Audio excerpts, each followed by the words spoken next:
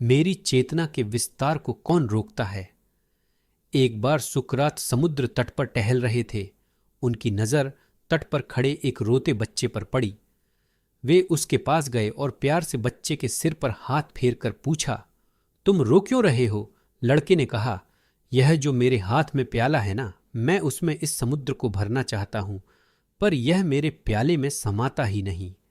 बच्चे की बात सुनकर सुकरात विस्माद में चले गए और स्वयं भी रोने लगे। अब पूछने की बारी बच्चे की थी।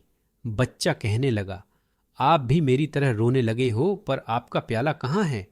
सुकरात ने जवाब दिया, बालक, तुम छोटे से प्याले में समुद्र भरना चाहते हो और मैं अपनी छोटी सी बुद्धि में सारे संसार की जानकारी भरना चाहता हूं।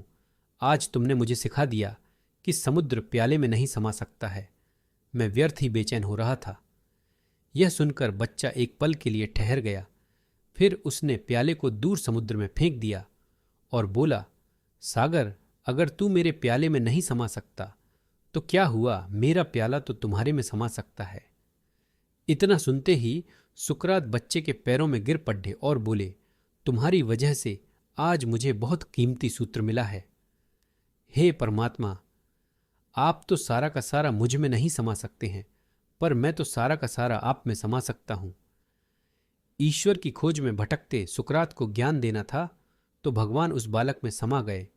सुकरात का सारा अभिमान ध्वस्त कराया। जिस सुकरात से मिलने को सम्राटगण समय लेते थे, वे सुकरात उस बच्चे के चरणों में गिर गए थे।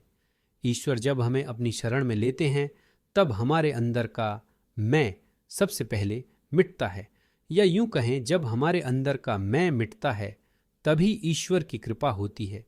यह मैं वास्तव में हमारा अहंकार है, जो हमारी चेतना के विस्तार को रोकता है। आपके हृदय में वह विशाल समुद्र है जिसे हम प्रेम कहते हैं। उसकी चाबी आपके हाथों में है।